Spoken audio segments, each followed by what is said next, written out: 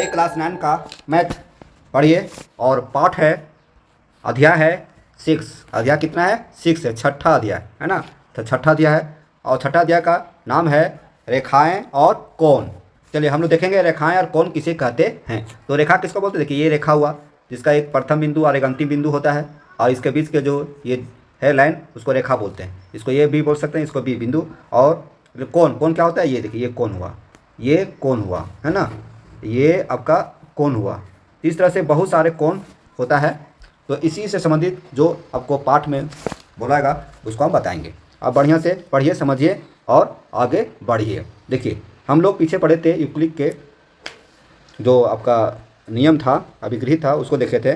तो हमारे दैनिक जीवन में क्या होता है कि बहुत सारे चीज़ हम देखते हैं, समतल पृष्ठों वाले चीज़ देखते हैं जिसमें से किनारे होते हैं, है ना, फलक होता है, समतल पृष्ठ होता है। तो बहुत सारा चीज़ अपने दैनिक जीवन में देखते हैं। उसमें हम देखेंगे कि इसमें देखेंगे किरण आरेख, रे डायग्राम, है ना, किरण आरेख, जिसमें से प्रकाश के अपवर्तन के गुण का अध्ययन भी हम करेंगे। चलिए शुरू करते हैं, बताते हैं कि चलिए रेखाखंड किसे कहते हैं। रेखाखंड किसे कहते हैं? अभी हम ऊपर बताए ना कि एक रेखा का वह भाग जिसके दो अंत बिंदु होता है। एक रेखा के वह भाग, देखिए ये रेखा है, इसका एक भाग यहाँ और यहाँ क्या होगा? बिंदु होगा। उसको क्या बोलते हैं? रेखाखंड बोलते हैं। इस रेखाखंड को हम इस तरह से भी दिखा सकते हैं, मतलब ये अब भी, ये भी है, ऊपर ऐसे कर देंगे तो ये भी रेखाखंड हुआ। इस तरह से हम लोग बता सकते हैं कि ये रेखाखंड है। तो ये क्या हुआ? संकेत हुआ, है ना। अब आगे देखिए, तीन या अधिक बिंदु एक ही रेखा पर स्थित हो वो क्या कहता है? कहलाता है सरेख बिंदु। क्या कहलाता है? सरेख बिंदु, कॉर्नियर पॉइंट, है ना। जब तीन या तीन से अधिक बिंदु एक रेखा पर स्थित हो, देखिए ये मान लिया रेखा है ना, इसमें तीन बिंदु, जैसे एक यहाँ हो गया, एक यहाँ हो गया, एक यहाँ हो गया, तो तीनों एक ही रेखा पर स्थित है, उसको बोलते हैं सरेख बिंदु। ठीक है, समझ रहे हैं? अब आगे देखिए सरेख बिंदु। और यह सरेख बिंदु क्या होता है? यह सरेख बिंदु देखिए यहाँ पर क्या कहता है, यदि वो उस तरह से ना हो तो वो यह सरेख बिंदु कहलाता है ना। याद कीजिए, जब दो किरणें एक ही अंत बिंदु से प्रारंभ होती है तो वह क्या कहलाता है? कोण बनाता है, कोण कहलाता है एंगल। कैसे देखेंगे? कहता है जब दो किरण एक अंत बिंदु से प्रारंभ होता है, जैसे देखिए अंत बिंदु से, देखिए ये यहाँ से अंत बिंदु ये हुआ, इस तरह से क्या बोलते हैं? उसको कोण बोलते हैं, है ना। तो कोण का प्रकार के बारे में जानना चाहेंगे तो कोण कितने होते हैं? इसके पहले हम कोण को बनाने वाली दो किरणों को भुजा और साइड कहते हैं। दो किरण, जैसे एक ऐसे आया है ना, एक ऐसे आया, तो यहाँ पर ज्वाइंट हो गया, तो यहाँ से यहाँ एक भुजा हो गया और यहाँ से यहाँ एक भुजा हो गया, मतलब इसको हम मानते हैं ये बी, इसको मानते हैं सी। तो यहाँ क्या हो जाएगा? ये बी एक भुजा हो गया और ये सी एक भुजा हुआ और दोनों मिल गया तो यहाँ क्या बन गया? कोण बन गया। समझ रहे? यहाँ क्या बन गया? कोण। इसी को बोलते हैं कोण। कोण को अंग्रेजी में क्या बोलते हैं? एंगल। तो देखिए एंगल, तो कोण के बारे में बात किया जाए तो एंगल जो है कई प्रकार के होता है। देखिए विभिन्न प्रकार के कोणों, जैसे न्यून कोण, न्यून कोण का अंग्रेजी बोलते हैं एक्यूट एंगल, है ना। दूसरा है समकोण, राइट एंगल, अधिक कोण, ऑब्ट्यूस एंगल, रिजु कोण, स्टेंट एंगल, प्रतिवर्ती कोण, रिफ्लेक्स एंगल के बारे में हम लोग पहले ही पढ़ चुके हैं। फिर भी थोड़ा बहुत जानकारी लेना चाहेंगे तो आपको बता दें कि समकोण जो होता है, जब एक कोण 90 डिग्री होता है उसको समकोण बोलते हैं। न्यून कोण बोलते हैं जब 90 डिग्री से कम होता है, देखिए ये 90 डिग्री से कम है, इसको न्यून कोण बोलते हैं। अधिक कोण बोलेंगे तो 90 डिग्री से अधिक होता है। तो 90 डिग्री से अधिक कैसे हो सकता है? देखिए ये लग करेंगे तो 90 डिग्री से अधिक है। तो इस तरह से रिजु कोण किसको बोलते हैं? देखिए 180 डिग्री कोण को रिजु कोण कहते हैं। जब कोई पड़ा है तो 180 डिग्री कोण को रिजु कोण कहते हैं। इस तरह से कोण कई प्रकार का होता है ना। फिर भी आप देखना चाहेंगे तो देखिए यहाँ पर आकृति में दिया हुआ है, ये है न्यून कोण। न्यून कोण क्या है? 90 डिग्री से कम है, ठीक है। उसके बाद ये जो वाई है वो समकोण है, मतलब 90 डिग्री का जो कोण होता है वो क्या कहलाता है? समकोण कहलाता है। और 90 डिग्री से अधिक का कोण क्या कहलाता है? अधिक कोण। और देखिए ये है रिजु कोण, ठीक है, इसको हम बता दिए। और इसको देखिए ये प्रतिवर्ती कोण है, मतलब 180 डिग्री से ज़्यादा रहेगा और 360 डिग्री से कम रहेगा, उसको प्रतिवर्ती कोण कहते हैं। 180 डिग्री से ज़्यादा और ये 360 डिग्री से कम, इसको बोलते हैं प्रतिवर्ती कोण, ठीक। चलिए न्यून कोण, प्रतिवर्ती कोण, समकोण, ये सबको हम बता दिए। फिर भी आपको फिर से समझना है कोणों के प्रकार। देखिए यहाँ पर भले वीडियो लंबा होगा लेकिन आपको बेहतर समझ में आएगा। न्यून कोण का माप क्या होता है? 0 डिग्री और 90 डिग्री के बीच होता है, मतलब 0 डिग्री से अधिक और 90 डिग्री से कम रहेगा, उसको क्या बोलते हैं? न्यून कोण बोलते हैं। जबकि जो समकोण होता है वो 90 डिग्री का होता है, पूरा 90 डिग्री का। देखिए ये 90 डिग्री कोण है सीधा, ये लाइन सीधा रहेगा, सीधा इधर भी रहेगा, तो यहाँ 90 डिग्री कोण बनेगा। और जब 90 डिग्री से अधिक हो जाएगा लेकिन 180 डिग्री से कम होता है उसको बोलते हैं अधिक कोण। अधिक कोण किसको बोलते हैं बच्चों, बताइए किसको बोलते हैं? अधिक कोण 90 डिग्री से अधिक लेकिन 180 डिग्री से कम होता है। अब बताना आपको रिजु कोण किसको बोलते हैं? रिजु कोण जो सीधा सीधी 180 डिग्री का कोण होता है उसको रिजु कोण कहते हैं। 180 डिग्री कैसे होगा? देखिए ऐसे सीधा है तो यहाँ बिंदी है तो ये 180 डिग्री कोण है। अब पड़ा है ऐसे तो यहाँ बिंदी है तो यहाँ 180 डिग्री कोण बनता है। अब यहाँ देखेंगे जो रिजु कोण होता है 180 डिग्री के बराबर होता है। अब यहाँ देखिए प्रतिवर्ती कोण की परिभाषा क्या कहता है? वह कोण जो 180 डिग्री से अधिक परंतु 360 डिग्री से कम होता है उसको क्या बोलते हैं? प्रतिवर्ती कोण। देखिए यहाँ से यहाँ की परिभाषा प्रतिवर्ती कोण का है। ठीक है, पूरा कोण किसको कहेंगे? पूरा कोण किसको कहेंगे? देखिए पूरा कोण किसको बोलते हैं? देखिए जब दो कोणों का योग एक समकोण के बराबर होता है, जब दो कोणों का योग एक समकोण, मतलब दो कोण, मान लीजिए एक कोण है 35 डिग्री है ना, और एक कोण है आपका, हमको कितना होना चाहिए? 90 डिग्री, तो 55 डिग्री है, तो इसको जोड़ेंगे 5 5 10 5 8 9, मतलब एक कोण यदि 35 डिग्री का है, एक कोण 55 डिग्री का है, दोनों का जोड़ 90 डिग्री होता है तो उसको बोलते हैं पूरक कोण। ठीक है, समझ गए?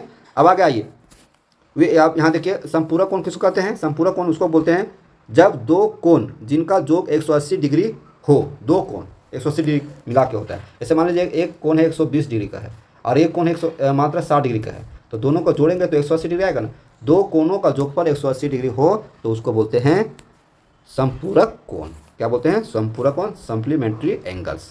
ठीक है, ये है ना, तो इसको आप याद करेंगे, अच्छा रहेगा। चलिए आगे आइए, आसन कोण किसको बोलते हैं वो भी ध्यान दीजिए। हम कोण का प्रकार देख रहे हैं, ये सब आपका जरूरी है, परिभाषा जानना जरूरी है। आसन कोण, देखिए आसन कोण क्या होता है? आसन कोण होता है कि दो कोण, आसन कोण, यहाँ देखिए इस आकृति में दो कोण आसन कोण है, यदि उनमें एक उभयनिष्ठ शीर्ष हो, एक उभयनिष्ठ भुजा हो और एक उनकी वही भुजाएं जो उभयनिष्ठ नहीं हो, उसको बोलते हैं आसन कोण। देखिए ये आसन कोण का एग्जाम्पल है। ठीक है, आगे आइए, आपको देखिए यहाँ पर कोणों का रैखिक युग्म। कोणों का रैखिक युग्म क्या होता है ना, इसको आप पढ़ेंगे आपको समझ में आ जाएगा, आपको पढ़ के ही आगे जाना है। कोणों का रैखिक युग्म क्या होता है? यहाँ देखिए, यहाँ ध्यान दीजिए, कोणों का रैखिक युग्म इनर पेयर ऑफ एंगल्स। देखिए कोणों का रैखिक युग्म क्या होता है? कहता है कि जो आकृति इसमें है 6.2 में है ना, 6.2 कहाँ है? देखिए 6.2 देखिए ऊपर है, यहाँ है, देखिए 6.2 ये है ना, इससे आपको समझना है। हाँ देखिए यहाँ कहता है कि कोण ABC आकृति 6.3 जैसा लगेगा।